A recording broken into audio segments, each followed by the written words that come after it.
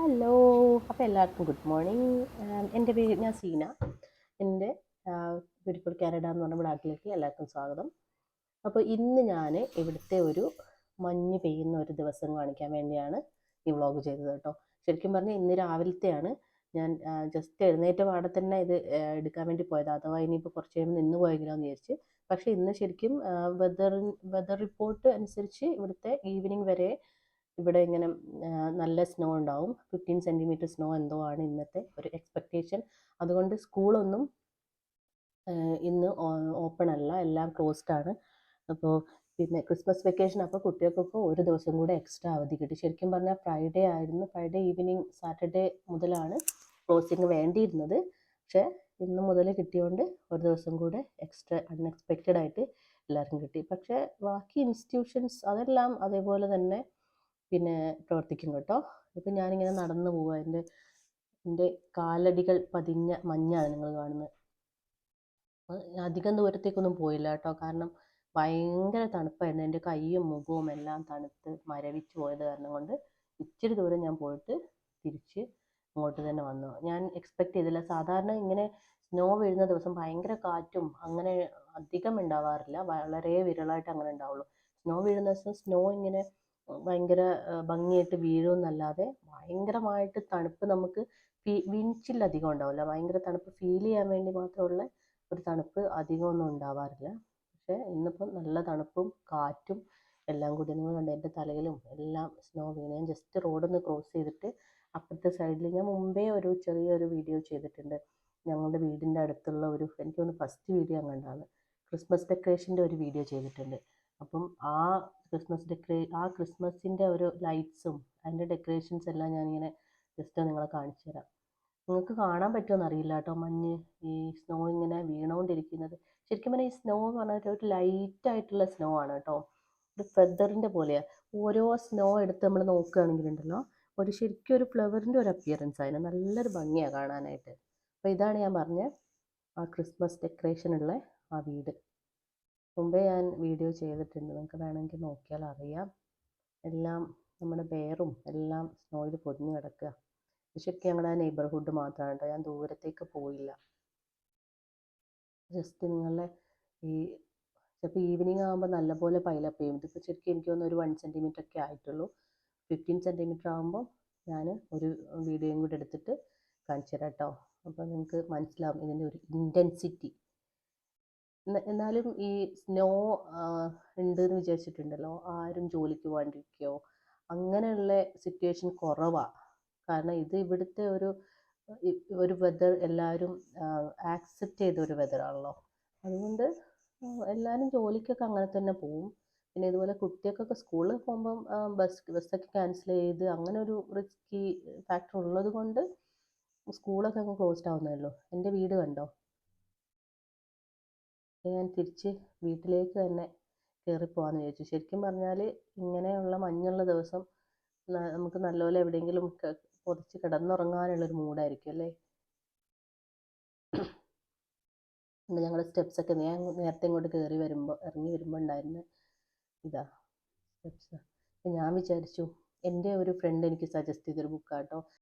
എൻ്റെ പേര് 7 habits of highly effective people എന്നാണ് എൻ്റെ പേര് കേട്ടോ. ഇതിൻ്റെ പല വേർഡ്സും നമ്മൾ മുമ്പൊക്കെ കേട്ടിട്ടുണ്ട്, കുറേ ഇതിൻ്റെ കോട്ട്സ്.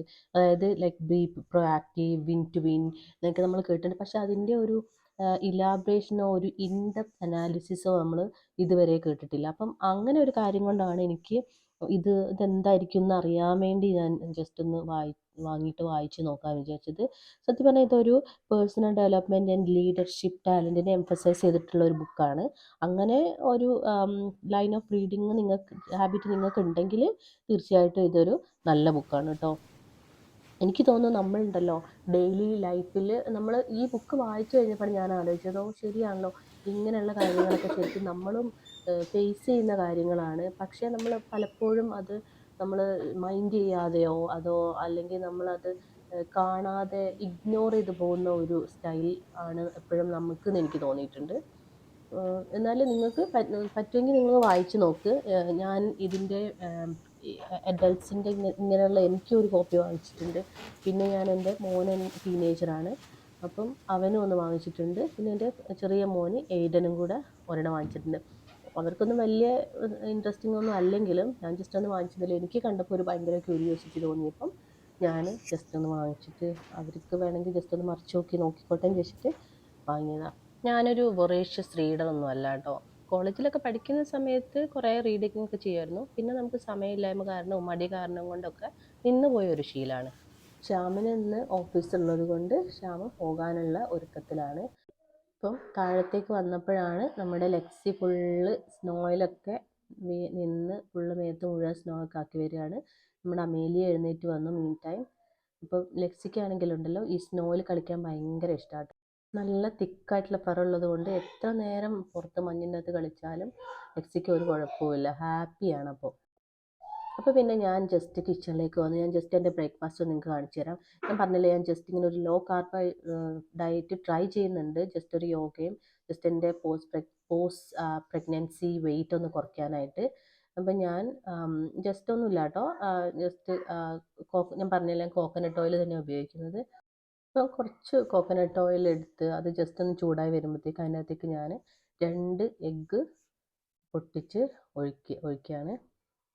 ജസ്റ്റ് ഒന്ന് സ്ക്രാമ്പിൾ ചെയ്തെടുക്കാൻ വേണ്ടിയിട്ടാണ്. എന്നിട്ട് കുറച്ച് ഒരു നുള്ളു ഉപ്പും പിന്നെ കുറച്ച് പെപ്പറും കൂടെ ആഡ് ചെയ്യും. എന്നിട്ട് ഞാൻ അതിനകത്തോട്ട് കുറച്ച് സ്പിനാഷ് ആഡ് ചെയ്തിട്ട് നിങ്ങൾ അതിൽ എന്ത് എടുക്കാം കേട്ടോ. ഞാൻ ചിലപ്പം തലേന്നത്തെ തോരനോ എന്തെങ്കിലുമൊക്കെ ബാക്കിയുണ്ടെങ്കിൽ അതെടുക്കും.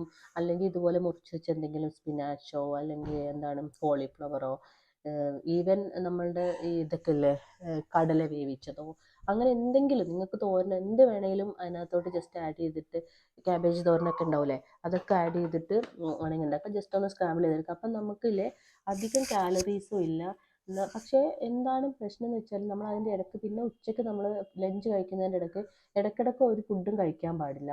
നമ്മൾ ശരിക്കും പറഞ്ഞാൽ നമ്മൾ ഇതുപോലെ ഡയറ്റൊക്കെ ഫോളോ ചെയ്യുമ്പോഴത്തേക്ക് നമ്മൾ കൺസിസ്റ്റൻ്റ് ആയിരിക്കണം. നമ്മൾ അതിൻ്റെ ഇടയ്ക്ക് ഇങ്ങനെ ചീറ്റ് ചെയ്ത് പോയിട്ടുണ്ടെങ്കിൽ അത് നമുക്ക് ശരിക്കും വേഴ്സായിട്ട് നമ്മൾക്ക് എഫക്റ്റ് ചെയ്യുള്ളൂ. അപ്പം ജസ്റ്റ് ഇങ്ങനെ ഒന്ന് സ്ക്രാമ്പിൾ ചെയ്തിട്ട് എടുത്ത് പിന്നെ ഞാൻ കോഫി ആട്ടോ എന്നും കുടിക്കുന്നത്. കോഫിയിൽ ഞാൻ പാലൊഴിക്കാറില്ല. പക്ഷേ കോഫിക്ക് ചിലപ്പോൾ ഭയങ്കര കയ്പ്പായിട്ട് എനിക്ക് തോന്നുകയാണെങ്കിൽ ഞാൻ ജസ്റ്റ് ഇങ്ങനെ നമ്മുടെ ക്രീം ഉണ്ടല്ലോ 35% ഞാൻ തോന്നുന്നു ആ ക്രീം കുറച്ച് ആഡ് ചെയ്തിട്ട് അങ്ങനെ കോഫി ഉണ്ടാക്കും. അങ്ങനെ എല്ലാ ദിവസവും രാവിലെ ഞാൻ ഈ എഗ്ഗിൻ്റെ വേരിയേഷൻസുമാണ് കഴിക്കുന്നത് കേട്ടോ. പിന്നെ ഞാൻ കുറച്ച് ബ്ലൂബെറിയും കുറച്ച് റാസ്ബെറി എടുത്തിട്ടുണ്ട്. പിന്നെ കോഫി കുടിക്കുമ്പോഴത്തേക്ക് എനിക്ക് കുറച്ച് അധികം വേണം രാവിലെ. അപ്പം ഞാൻ എപ്പോഴും ഒരു സ്റ്റീലിൻ്റെ മഗ്ഗിനകത്താണ് ഞാൻ രാവിലെ ഈ കോഫി കഴിക്കുന്നത് കേട്ടോ. നിങ്ങൾക്ക് കാണുമ്പോൾ തന്നെ അറിയാം കുറേ ഉണ്ട്. എനിക്ക് എന്നും കുറച്ച് അധികം കുടിക്കണം രാവിലെ തന്നെ ഈ കാപ്പി അങ്ങനത്തെ സാധനങ്ങളൊക്കെ. അപ്പം നോക്കിക്കേ കുറച്ച് കഴിഞ്ഞപ്പോൾ ഞാൻ കഴിഞ്ഞപ്പോൾ ഒരു 11 മണിയൊക്കെ ആയപ്പം എടുത്തതാണ് കേട്ടോ ഇത്. ഇപ്പം തന്നെ ഞങ്ങളുടെ സ്റ്റെപ്പിൻ്റെ അവിടെയൊക്കെ ഓൾമോസ്റ്റ് ഡോറ് തുറക്കുമ്പോഴേക്കും ഉള്ളിലേക്ക് വീഴാൻ പാകത്തിന് സ്നോ ആയി കഴിഞ്ഞു. നല്ല തണുപ്പും കൂടി. ഞാൻ ജസ്റ്റ് ഇങ്ങനെ മറ്റേ അപ്പുറത്തെ സൈഡിലേക്ക് ഒന്ന് നടന്നിട്ട് ഈ സ്നോ ഉള്ള ഇതൊന്ന് കാണിച്ചു തരാം.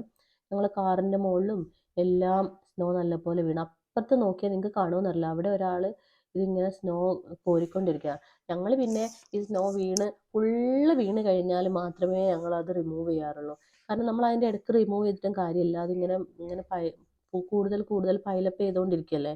നമ്മൾക്ക് വൈകുന്നേരം വരെ സ്നോ ഷവൽ ചെയ്യണമെന്നുണ്ടെങ്കിൽ രാവിലെ മുതൽ തന്നെ വീഴുമ്പോൾ മുതൽ തന്നെ പണി തുടങ്ങാം. ഞങ്ങളങ്ങനെ ചെയ്യാറില്ല. മൊത്തത്തിൽ കുറച്ച് മടിയും കൂടിയാണ് ഈ തണുപ്പിലേക്ക് ഇറങ്ങിപ്പോകാൻ. ചെയ്യാറില്ല. പിന്നെ ശ്യാമ വന്നിട്ടാണ് മിക്കവാറും തന്നെ ചെയ്യാറ് കേട്ടോ. ഇത് ഞാൻ ജസ്റ്റ് റോഡൊന്ന് ക്രോസ് ചെയ്യട്ടെ. വണ്ടി ഇടിച്ച് വീഴ്ത്തുന്നതിന് മുമ്പേ അങ്ങോട്ടും ഇങ്ങോട്ടും നോക്കിയിട്ട് ജസ്റ്റ് ഒന്ന് ക്രോസ് ചെയ്യട്ടെ കേട്ടോ. ക്രോസ് ചെയ്തിട്ട് ഞാൻ അപ്പുറത്തെ ഞങ്ങളുടെ ശരിക്കും പറഞ്ഞാൽ ഓപ്പോസിറ്റ് സൈഡിൽ ഇങ്ങനെ ഒരു ഫോറസ്റ്റ് ഏരിയ പോലത്തെ ഒരു സ്ഥലമാണ്. നിങ്ങൾക്ക് ബാക്കിലേക്ക് കാണുന്നുണ്ടോ? ഞാൻ കാണിച്ചുതരാം. ജസ്റ്റ് ഈ സൈഡിലേക്ക് ഒന്ന് ക്രോസ് ചെയ്ത് കഴിഞ്ഞാൽ കാണിച്ചുതരാം.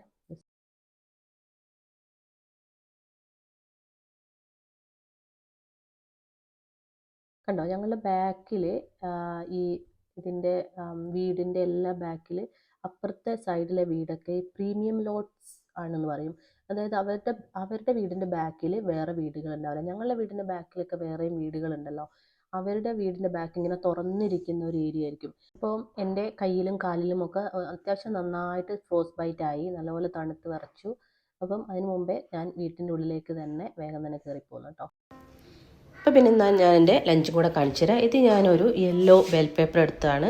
ഇത് ചെറുതായിട്ട് കട്ട് ചെയ്തിട്ട് ജസ്റ്റ് ഞാനൊന്ന് ഒന്ന് വഴറ്റിയിട്ടോ, ജസ്റ്റ് ചൂടാക്കിയുള്ളൂ. എനിക്ക് ആ ബെൽ പേപ്പറിൻ്റെ ഭയങ്കര പച്ച ടേസ്റ്റ് ഇഷ്ടമല്ലാത്തതുകൊണ്ടാണ്. നിങ്ങൾക്ക് പച്ച ടേസ്റ്റ് ഇഷ്ടമാണെങ്കിൽ നിങ്ങൾക്ക് അങ്ങനെ ചെയ്യാതെ ജസ്റ്റ് ആ പച്ച തന്നെ ഇതാക്കാം. പിന്നെ ഒരു കോൺ എടുത്തു, അത് ജസ്റ്റ് മൈക്രോവേവിൽ വെച്ചിട്ട് ഒരു 3 മിനിറ്റ്സ് കുക്ക് ചെയ്തിട്ടാണ്. പിന്നെ അതും കൂടെ അതിലേക്ക് ജസ്റ്റ് മിക്സ് ചെയ്യാൻ വേണ്ടി ആ സെയിം പാൻ തന്നെ ഞാൻ യൂസ് ചെയ്തേ ഉള്ളൂ. പിന്നെ ഇത് ഞാൻ കഴിഞ്ഞ ദിവസം പാസ്ത ഉണ്ടാക്കാൻ വേണ്ടിയിട്ട് വേവിച്ച ചിക്കനിൽ കുറച്ച് ഞാൻ മാറ്റി വെച്ചതായിരുന്നു. പിന്നെ കുറച്ച് കുക്കുംബർ, ഒരു 3/4 കുക്കുംബർ. പിന്നെ ഞാൻ എടുത്തത് ഒരു ഹാഫ് അവോക്കാഡോ എടുത്ത് അതും കൂടെ ജസ്റ്റ് ചെറിയ സ്മോൾ പീസസ് ആക്കിയിട്ട് അതിനകത്തേക്ക് ആഡ് ചെയ്ത്,